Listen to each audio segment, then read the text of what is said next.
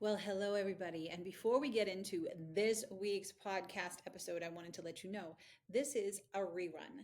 So, with all the new uploads that I did and transitioning over to a new platform, we lost some of the great episodes that were recorded when I first started this podcast back in 2020, 2021. So this episode you're going to be listening to is Kaia Jueb.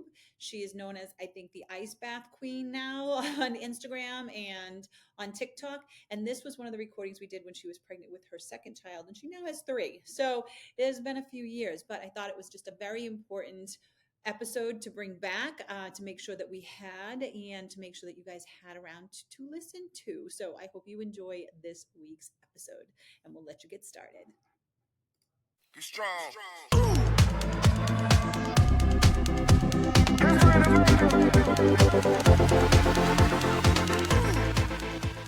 Well, hello, everybody, and welcome to this week's The Beautiful Bag podcast. This week, I have a very special guest, Kaia. We met on Instagram, and guys, wait till you hear her story. I'm not going to share all the things, but let's just say she has had colitis for quite a long time. She's lived with her ostomy for quite a long time, and she's a mama and a soon-to-be mama again, and we're just going to chat about all those things. So, Kaia, thank you so much for being here. Yeah, thank you for having me. I'm so excited to be here. Yeah, it's funny. I was looking on Instagram. I found you on Instagram. I was looking at all your posts. I'm like, okay, we need her on the podcast because not many people. I haven't had many people that have gone through pregnancies, with their ostomy. So let's get into your story first, though. So you've had your ostomy since you were 14, and what brought that on? It was definitely quickly onset. There were no signs. I guess if I go back, I can definitely pick out little signs like, oh, that was it.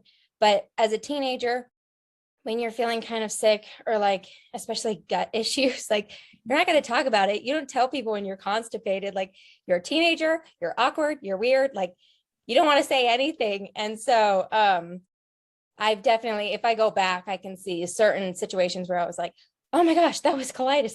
That was it. But it honestly, it just all of a sudden came on. I was at a basketball game, and that's when I really felt it. And I never got played.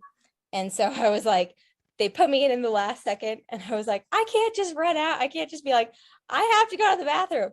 So I played the rest of the game. And when I got home, I felt like total crap. I was like, oh my God, this is awful. So I was like, I'll just go to bed. I don't feel good. And the next morning, I still didn't feel good. And my mom was just like, I'll keep an eye on it. She thought maybe it's the flu. I don't know. You don't really want to explain the whole situation. And then she kind of started getting deeper, okay, tell me what exactly is going on? Is there blood in your poop? And I was like, this is so uncomfortable. And she was like, oh my gosh. Okay, well, let's keep an eye on that. And then throughout the day, I ate less and less, drank less and less. And then I started dry heaving, which is always a bad sign. And as soon as that came on, my mom was like, okay, we're going to the hospital. This is bad. And we lived out in the middle of nowhere at the time. So the hospital was an hour and a half away. And so we got in the car. She packed bags because she knew it was going to be something serious. And that's when they admitted me into the hospital. And the next day they ran some tests. And that's when I was diagnosed with ulcerative colitis. Honestly, I don't know. I feel like I was in denial at first because what the heck? That's not something that happens just all of a sudden. I just didn't think that would happen. And then it all began there. Then, so I was in the hospital 2 weeks that time. They put me on all these medications. They're like, let's treat it.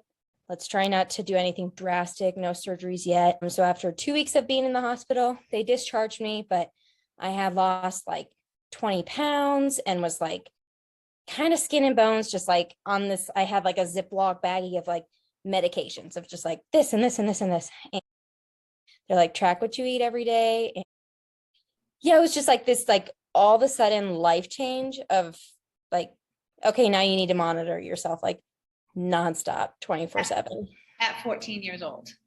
Exactly. Yeah. Well, I want to step back for a sec because your mom to ask those questions, to be open enough to ask those questions, because you're right.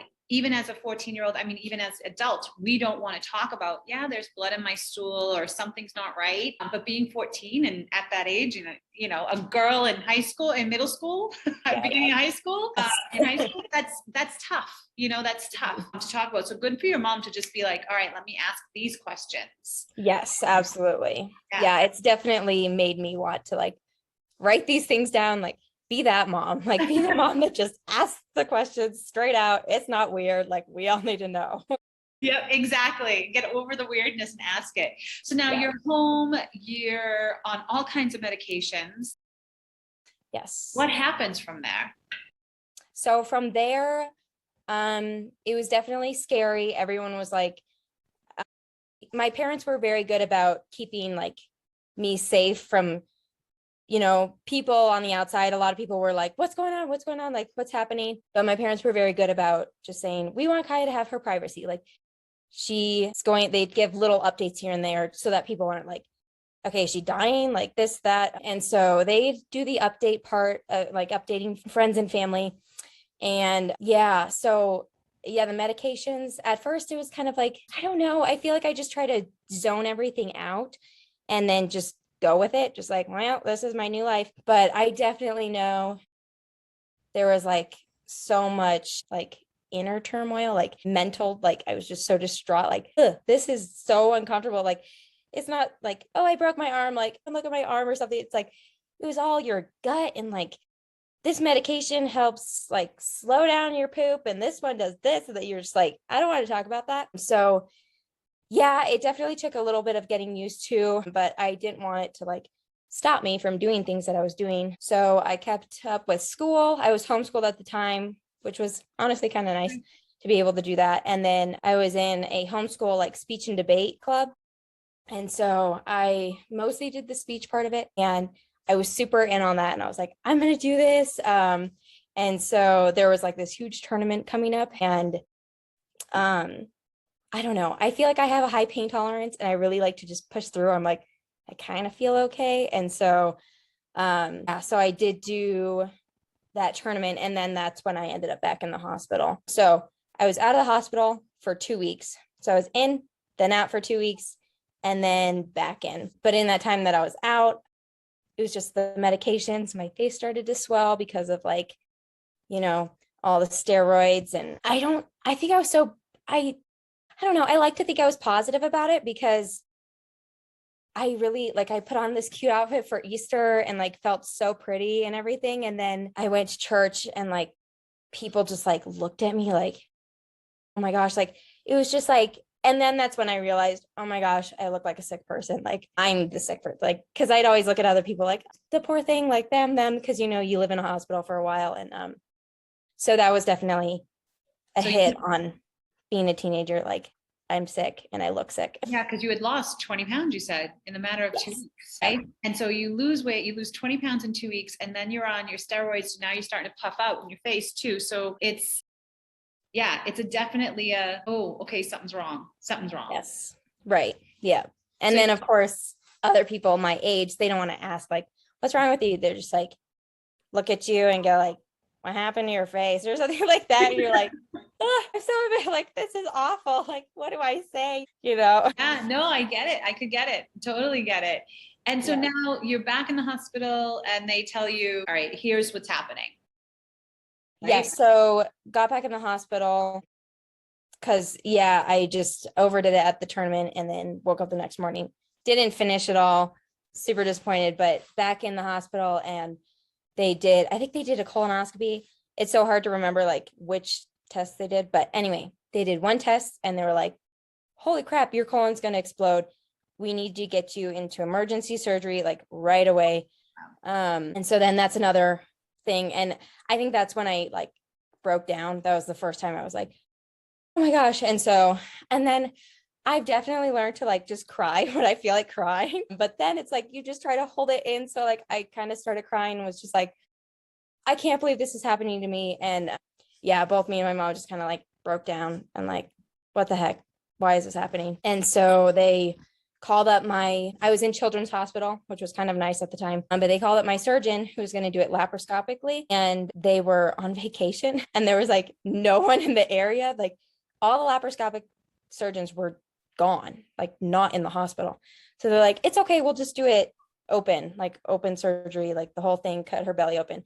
And my parents were like, she's 14. Like I was so skinny already. They're like, this is not that's not what we want to do. So there was definitely that moment of like, frantic, like my mom's on the phone, my dad's on the phone, everyone's trying to call around. And then, so we ended up getting transferred to the hospital next door. So there was like this tunnel, like we went under this tunnel that like connected the hospitals. And like, it just like, I look back and I'm like, it was like a horror story. Like there are these like creepy white walls and like, I'm like in and out, like in so much pain and like on meds and all that. And so then that's definitely when like the nightmare was like at its peak, because after the surgery, it was at night. They did like a night surgery. And so overnight, then it's just always, I don't know, being the night shift is just always kind of a bad situation. And I think I just kept passing out and like waking up, and like my parents just said it was the worst situation they've ever been in. They were both there after the surgery.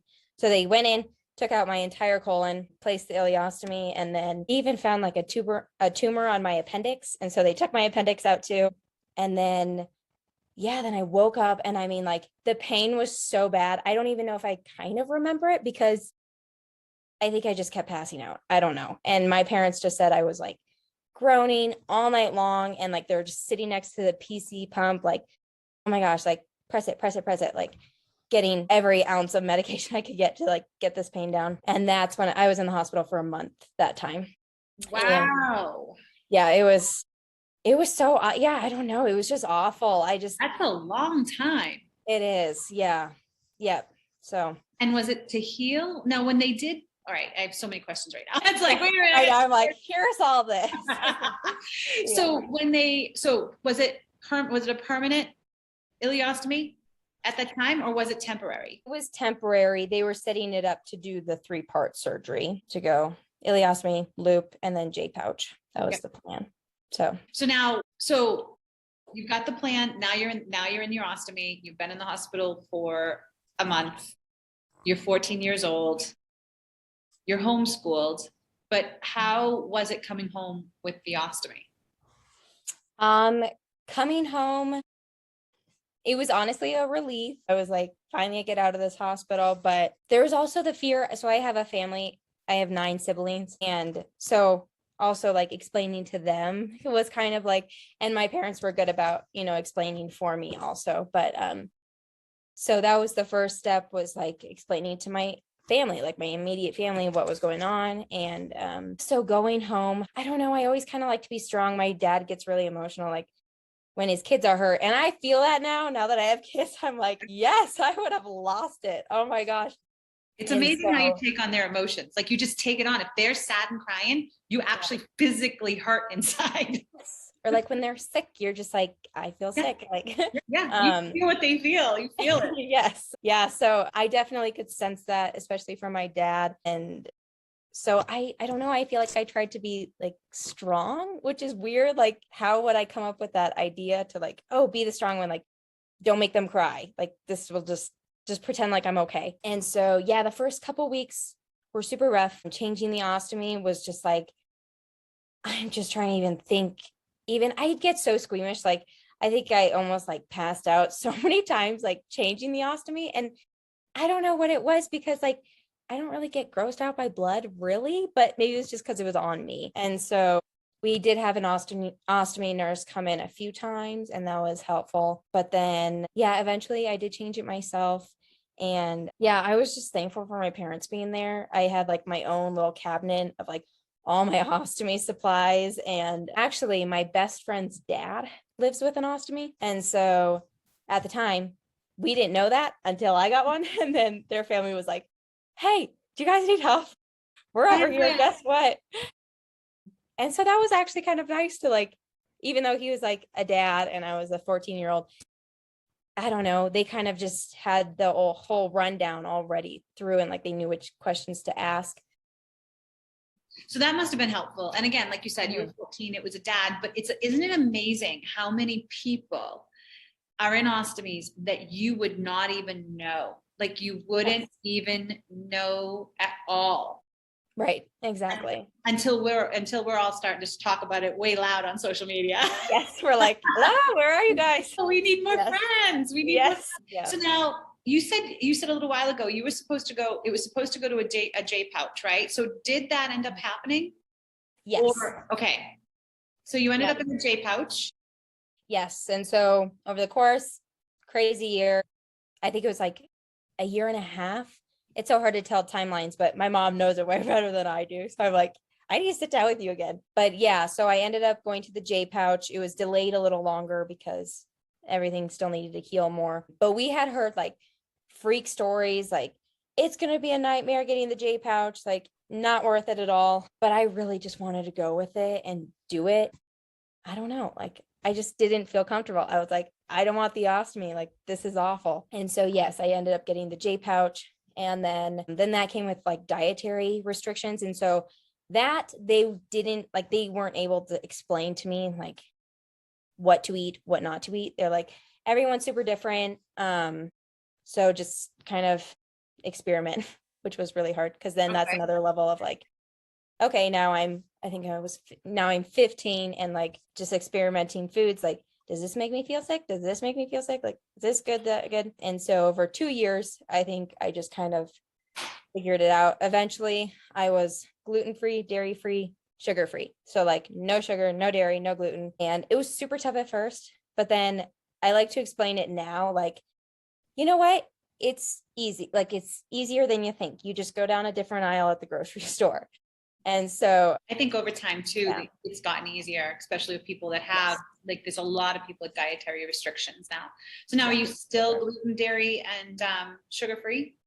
So yes, I have definitely kind of gone back onto that diet with this pregnancy, just because I was like having a bunch of blockages and I was like, I should do this again. Sure enough, it totally works. It totally works. Sometimes it sucks because you're like, it's so simple, just don't eat that. But when it's right there, you're like, I just need to. And all the pregnancy when cravings. You're pregnant, you just want like, I want it. I just want it. I just want it. So now, all right. So now you're 17 years old. You've had your J pouch for a while. When did you end up back in an ostomy? So 17 years old. We had moved to Colorado when I was 16. And so that was my junior year. Started at a new school. I ended up going to like a charter school.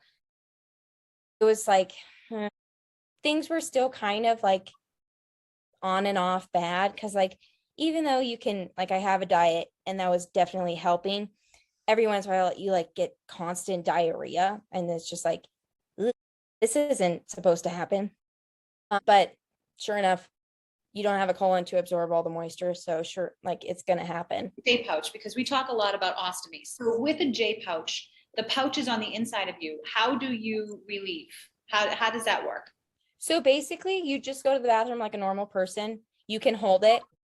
If you're unable to hold it, then something must be not working with the J pouch. So basically they just kind of stretch out your small intestine and loop it up and it looks like a J. And then they hook the bottom of it to your rectum.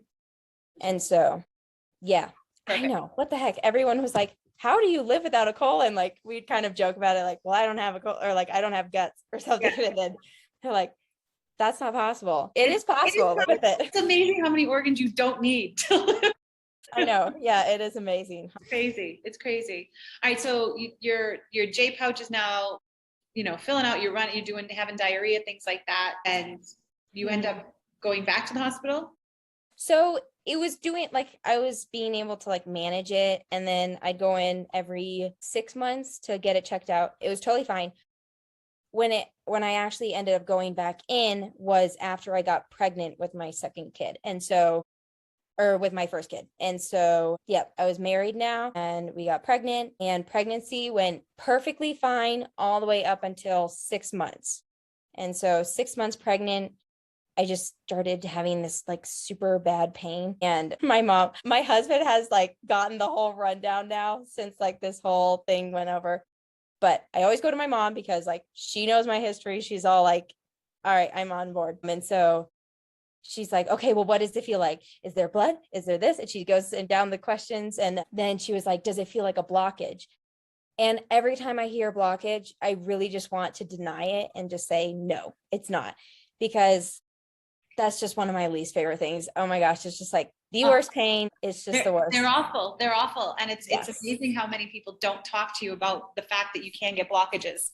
And it is the worst. It's the worst thing. I know kale. I had some broccoli, some Brussels sprouts last week, and I know I can have a couple, but if I have like 8, Yeah. I'm in trouble. And I had way more than I should have. And I was laying in bed going, oh, no, because the pain, it's the pain. Yep. And then you're like, all right, gotta get my this, like warm pack, my whatever you drink, whatever you like, sit on this side, that side, and just hours and hours of like trying to work it out and all that. Sometimes it comes up instead of going down. Sometimes it's like, all right, too much. Yeah. When I bring it up the top. Exactly. Oh gosh. All right. So now, all right, before we get it, so you're 17. When did you meet your husband? So I met him. I met him at that speech tournament that I was talking about right before I went to the hospital. So weird. No one would ever know. I was 14 and he was, 14, 15, 17. So like we're 3 years apart. And he was talking to my sister, and like he's from Colorado, I was from Minnesota, and he's like champion in that whole like area of like speech and debate. And so I went up to my sister, asked for something, and then he introduced himself, and I was like, hi, I'm Kaia, and then walked away.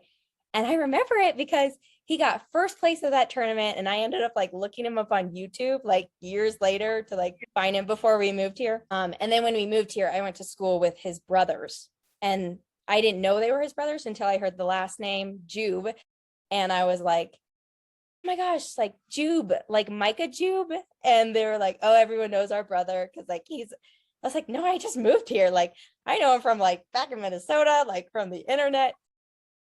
And then so then we just kind of got our families together because he's one of 16 and I'm one of 10. And so we're all like, it's like we just kind of hit it off. So we got our families together and hung out. And then he had a girlfriend at the time, but I met him that night, like when our families had dinner together, and we did not hit it off. Like we were fighting and just kind of like at each other the whole time, which is just weird to do that with someone you just met. But a little competitive, I think. I think it had to do with the fact that you got to finish. Absolutely. You never got to finish it. You came in first place. I think there was a little competition going on. Yes. And so, so that was kind of huge and like kind of funny. We look back on it and we die laughing. But we just became close friends over time. You know, you just kind of like fight and then you're like, but you're a really good friend. Like, so we kind of got closer and closer over 2 years. And then he came to my graduation party and we just kind of like had a spark. And then he just kept inviting me to things. And then he went out with my dad and asked if he could date me. And then, it was so sweet. I was like, oh, what a great guy. And so we started dating and then dated for 8 months and then got engaged and then married 5 months later. So. Wow. Yes. Wow. So now what did he have any issues when you were in a J pouch? Did he know what had happened to you? Yeah. So I definitely explained some of it, but I felt like I didn't have to explain everything because at the time I was definitely not open about talking about my ostomy, talking about my J pouch. Everyone knew I had like diet restrictions. And so he was always super good on date night and like, he'd be like, talk to the waiter and say, okay, what's in this? All right, do you have a gluten-free menu? And like he would speak for me and I'd feel all embarrassed, like, oh my gosh, stop asking questions. But he was so good about like making sure I had the right thing, like you will not get sick. And so he was super good about it. I told him about my diet. I told him that I didn't have a colon. It was kind of funny. We kind of laughed about it. And then we just didn't super talk about it because and every once in a while I bring up a story of like, oh, when I was in the hospital, this, but not until, so I got pregnant on our honeymoon, probably, I don't know, because I was like pregnant all of a sudden. And then yeah, so then we're like, well, is there going to be problems with this? And my OB said, no, you'll be fine. I'm like, everything's fine.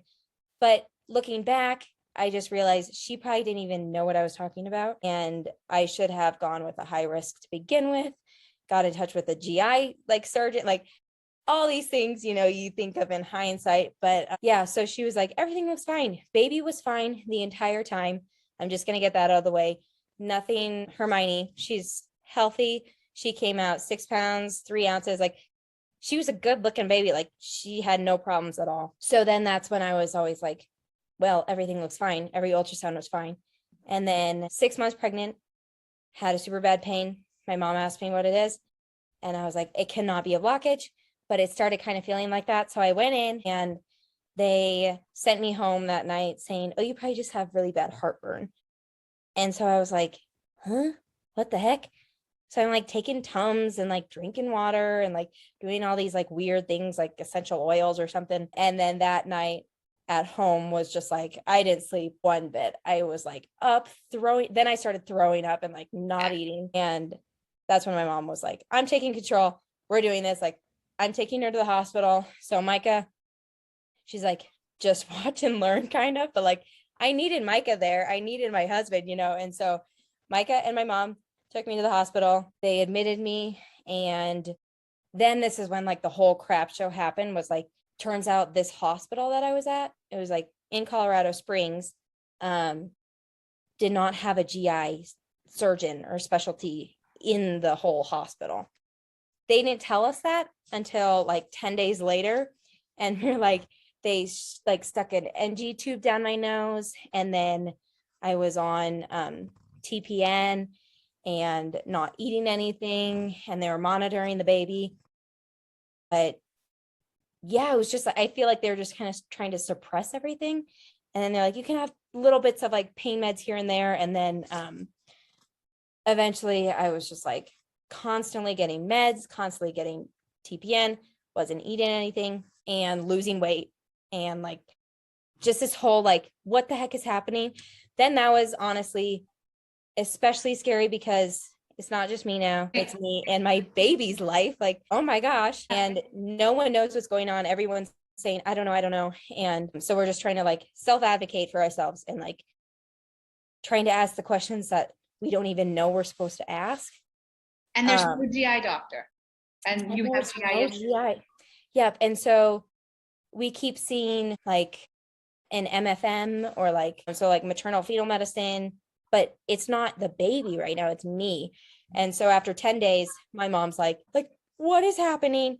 So she calls up like the hospitalist and tries to get us transferred. She's like, we're getting transferred. We're going up to Aurora, which was like over an hour away. But she's like, we need to get you transferred. Nothing is happening here. And then I started going into so much pain that like I'd go into labor. And then they're like, stop the labor. Get her on pain meds. Like, stop the labor. Yeah, that's when my mom's like, all right, we're out of here. And so then that was like a whole nother story. Like the hospitalist didn't like us because we were like always asking questions. And so she denied our request to leave.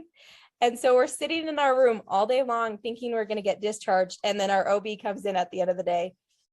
And she's like, why are you guys still here? We were like, I don't know. Like, no one's let us leave. And she checked the charts and sure enough, the hospitalist had declined it. So she accepted it. So we're like, why are we stuck here? I get on an ambulance. My husband and my mom follow us to the hospital.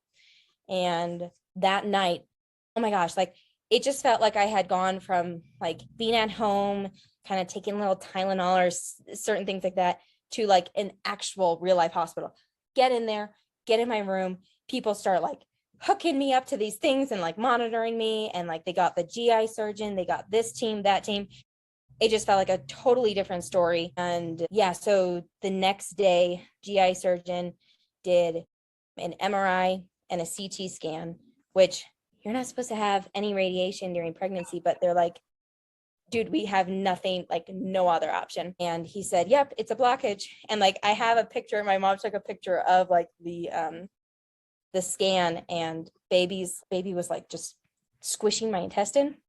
And so They do that. And I notice it now. I'm like, come on, like Around. something like it happens even without gut issues. Like Yes. you kind of just slow down, like everything slows down when you're pregnant, you know? And so, yeah, so I went into surgery, I'd say maybe 2 days, 1 day later. It was like right away as soon as we got transferred there. And that was really scary. I would say, so you're pregnant. Yes. And now you're going into surgery. Yeah. To And help your colon, which is around where the baby is at this point, because you're how far along? so I was about now at this point, probably 7 months along.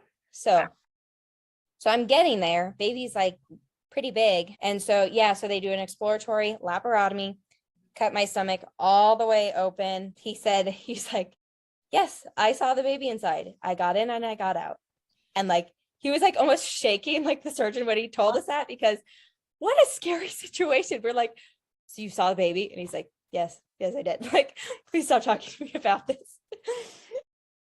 And so, yeah, did the surgery. They said we might amazing surgeon. Right. He was so cool, so calm, very confident. To this day, I'm like, you are my favorite. I will always go to you. Well, we all need his name. I know, right? Yeah, he's like, I've done this, like, I think he's did it like 1 or 2 times before doing that type of surgery with the baby inside. Yeah. But yep, so woke up. I'm making a YouTube video on this because what a freaky situation. I woke up, I think I woke up like before, like while they were stapling my stomach up. I don't know, because like, and so I definitely had to go to counseling because of like PTSD from this. But I woke up and like I couldn't speak and say like, I could feel you guys stapling me back together. Like I couldn't say anything, but I could hear everyone and feel everything. So yeah, woke up before the surgery. They're like, do you want an epidural? And I was like, I've got a high pain tolerance. I got this, like kind of acting all cool, like I can handle this. Woke up and like for the first maybe 10 minutes, I was like, oh my God, do I have an ostomy again? And my mom's like, yep, you do. And so kind of like look under, it's just like this horror scene, like everything's cut open and swollen. And I was like, oh, well, that's cool. Got that again. And then all this pain came on. And like, I think my heart rate went up. Everyone's like, this is bad. This is bad. So they brought in the pain management, put an epidural in, which helped a lot. But then from there on was like pain management. That was the problem. But everything was just like a balance from there. Now, did you end up staying in the hospital until you had your daughter? Yes. Okay. So they kept you there until you had her.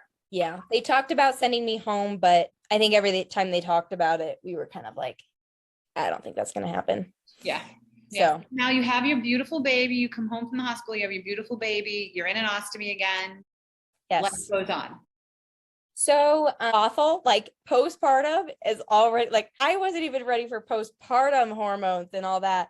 So on top of it, I'm like dealing with an ostomy, and the ostomy is like problematic. And I thought I had it all figured out. Like, oh, I've had an ostomy before. I know what appliances to get. No, it's totally different this time. It's a loop ileostomy, which means it's closer to your skin. So I should have started with a convex, like convex wafer, all these different things. So yeah, first up, like there were so many beautiful moments, so many precious, just like waking up and there's my baby. But I had a C-section, so I could like hardly walk, couldn't carry her up the stairs for probably the first 4 weeks. And then, yeah, it was just kind of like a balance of taking care of the baby, okay. And then at this time, COVID literally just started. So everything's shut down.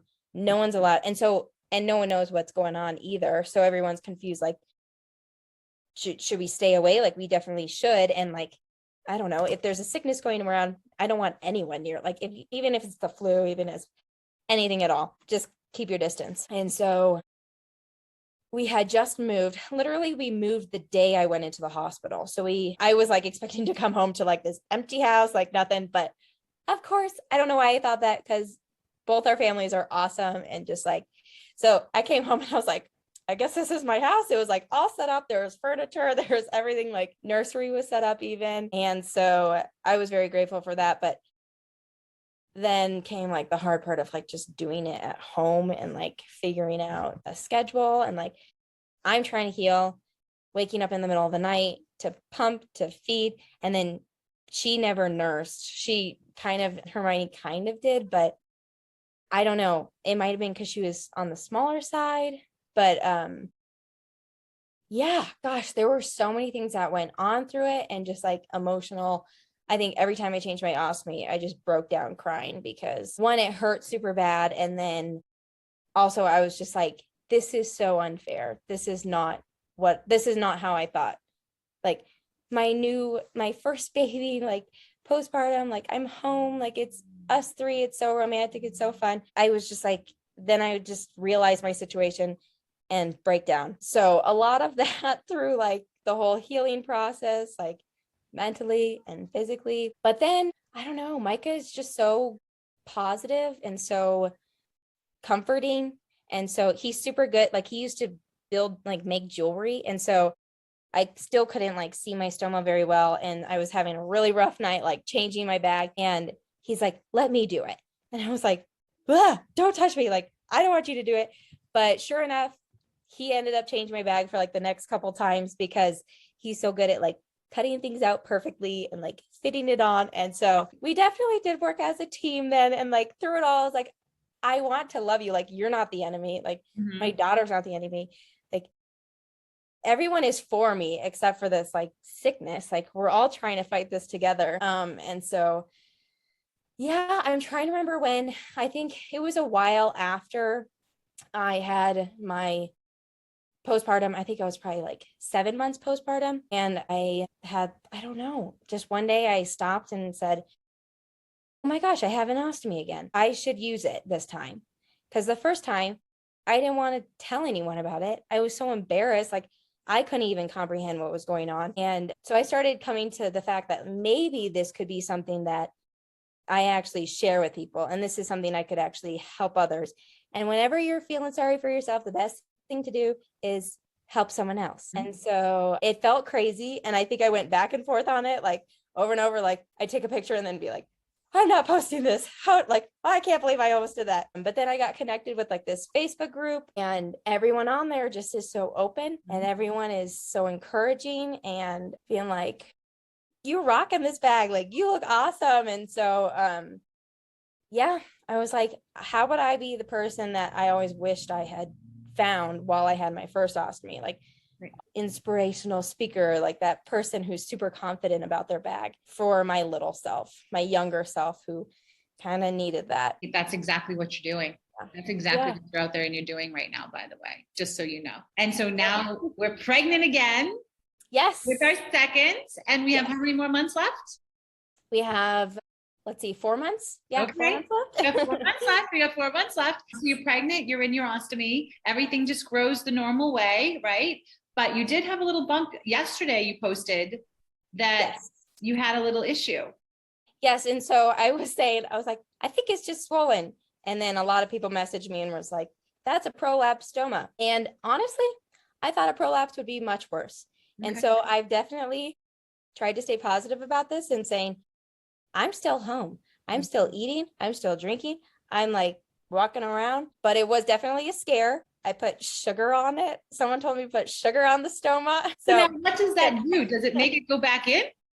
So I actually Googled it, and sure enough, they say home remedies for prolapse stoma is to lay on your back for 20 minutes, then put sugar, like literal, just like baking sugar on your stoma directly on it. And it's supposed to just absorb all the moisture, like take all the moisture out of your stoma and calm it down. Yes. And so it worked. It was like, it's insane. I can see that. I actually, now that you're saying that, it does make sense because one, it's harder for us. And I talked about this in a podcast a couple weeks ago. It's harder for us to be hydrated. It's hard for us to be hydrated, right? We can't just drink the water. It's because our colon's not absorbing. We don't have colons or parts of colon. So we don't have that last part of absorbing whatever fluids we have, right? So we've got to get water in much more than anybody else. So I could see how putting sugar on it would do that little lapse, and tighten it up. So, well, I truly appreciate you being on the podcast this week. If there was one thing left that you wanted to leave the listeners with, what would that be? I would say that in hindsight, everything definitely looks better. And in the moment, we tend to just kind of sit there and we're just so up close and looking up close at everything that you forget, like, you're okay. Like, you're sitting there, you're going to be okay. And so I would just say, have confidence with it all and ask questions for sure. There's never a stupid question. There's never an awkward question. Like, I've heard it all at this point. And so I always encourage people, just message me with something weird. I don't know. And so, yeah, I would just say it's kind of cliche, but just embrace it, because that is you and you're not alone at all. There are so many people out there that have ostomies. We just don't like to talk about it. And I want to be the person that talks about it now. I was the person who didn't for years and years. And I definitely think this is, I don't know, it's a blessing in disguise for sure. And so I see it as now a way I can help others. And I still have crap days. Like, I still have rough days. I was breaking down like 2 days ago about this whole prolapse stoma, but I'm here and I'm okay now. And baby's still kicking and kind of sore, but hey, like, everyone deals with something. So yeah, I would just say embrace your situation and look around for ways you can help other people, and kind of, it's this whole relating situation. Yeah. Great. I love that. I love that. What a beautiful message to leave everybody with. And I just want to thank you so much for sharing your story with us this week. Of course. Thank you so much for having me on. Oh my gosh, it's been awesome. You're so welcome. You're so welcome. These testimonials are representative of my or our experiences, but the exact results and experience will be unique and individual to each person. The information provided herein is not medical advice and is not intended to substitute for the advice of your personal physician or other healthcare providers.